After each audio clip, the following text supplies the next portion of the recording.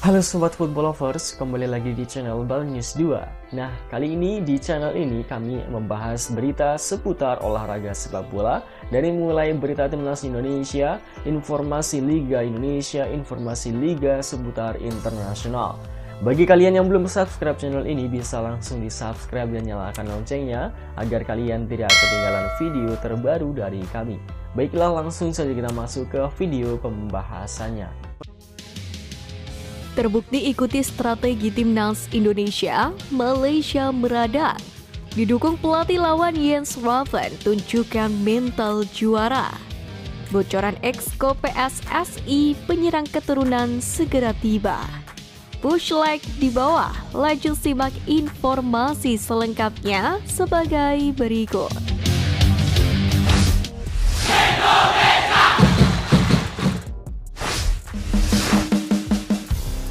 Terbukti ikuti strategi timnas Indonesia, Malaysia merada.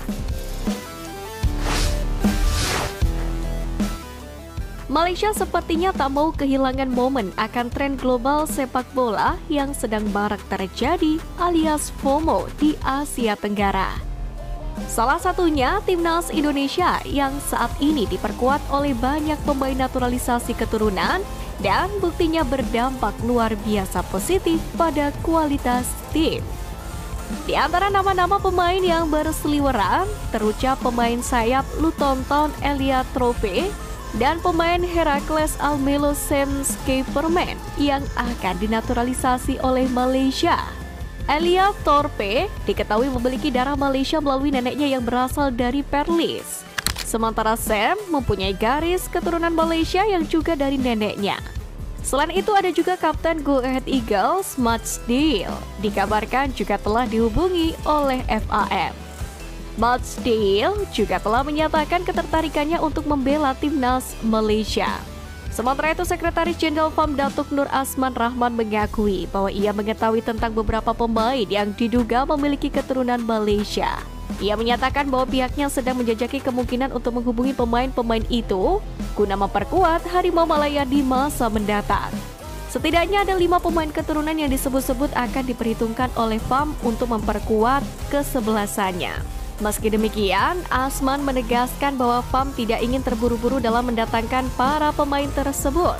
Asman juga menegaskan bahwa FAM tidak akan sembarangan dan mendatangkan pemain keturunan. Ia menegaskan bahwa FAM hanya akan mengambil pemain-pemain grade A yang sudah teruji secara kualitas. Di sisi lain, ambisi timnas Malaysia untuk meniru kesuksesan program naturalisasi Garuda tidak sepenuhnya berjalan mulus, di mana diwartakan mereka tidak mendapatkan sambutan yang baik dari para pemain bidikan. Diwartakan justru para pemain menolak keras berseragam Harimau Malaya. Bahkan salah satu incaran Malaysia lebih tertarik untuk membela timnas Indonesia. Bahkan sang pemain pun juga telah meninggalkan komentar di media sosial milik Elia Nurinder, calon pemain keturunan Indonesia, saat ia berjabat tangan dengan Erick Thohir, ketua PSSI. Nama Naim Garcia dan Ethan Waiteli, 2 nama yang diharapkan bisa memperkuat skuad Malaysia, dikabarkan juga menolak tawaran FAM meskipun mereka memiliki garis keturunan.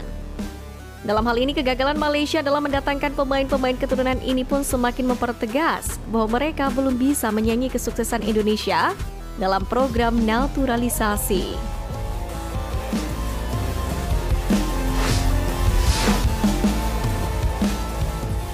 Bocoran Exco PSSI, penyerang keturunan segera tiba.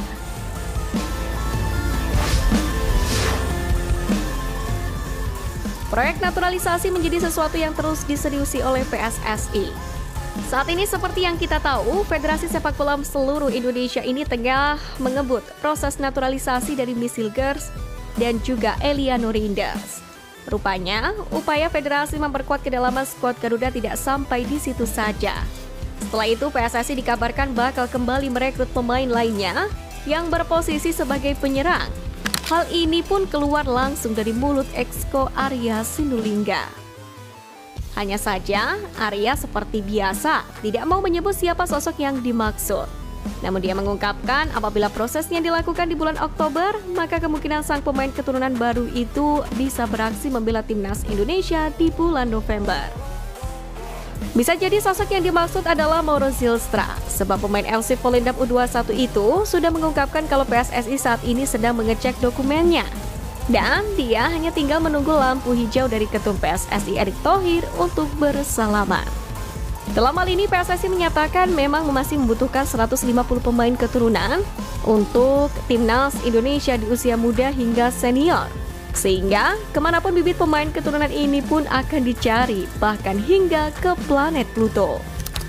Diketahui saat ini timnas Indonesia telah memiliki lebih dari 15 pemain keturunan yang siap memperkuat timnas Indonesia, termasuk nama-nama tenar dan senior seperti Jordi Amat, Sandy Walsh, dan Saint Patinama. Dengan demikian masih panjang perjalanan jika ingin mewujudkan 150 pemain keturunan untuk membela skuad Garuda.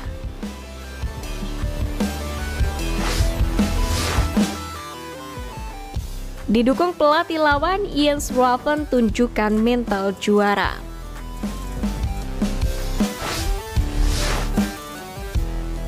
Pada laga perdana melawan Maladewa U20 hari Rabu 25 September kemarin, skuad Garuda Muda berhasil menang dengan skor 4-0 di Stadion Madia Gelora Bung Karno, Jakarta.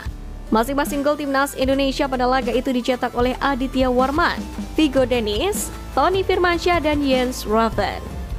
Pasca laga pun Jens Raven mengatakan jika dirinya ingin membawa Garuda untuk finish sebagai juara grup pada babak kualifikasi Piala Asia U20 2025 ini. Pasalnya menjadi juara grup akan membawa Indonesia dan 15 tim lainnya yang terdiri dari 9 juara grup, 5 runner-up terbaik dan tuan rumah Cina melaju ke putaran final Piala Asia U20 2025, tepatnya pada 6 sampai dengan 23 Februari tahun depan. Go to China February, we need to be top of the group. So I think it's for us important what the coach said. We have to look match for match. Tentu mental seperti ini pun harus diadopsi oleh seluruh pemain timnas U20 supaya seluruh tim pun kompak untuk menjadi yang terbaik. Sementara itu saat timnas Indonesia menang atas Maladewa, di pertandingan lain Yaman berhasil meraih kemenangan dengan skor 3-1 atas Timor Leste. Namun karena menang lebih besar, timnas Indonesia U20 pun berada di puncak klasemen sementara grup F di atas Yaman saat ini. Hal ini pun membuat Garuda Nusantara difavoritkan untuk lolos langsung ke putaran final.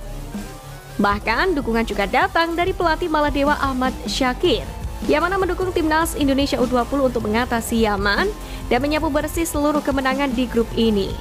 Syakir pun berpendapat Jens Raven dan kolega mampu melakukan itu karena memang mereka adalah tim terkuat di grup ini.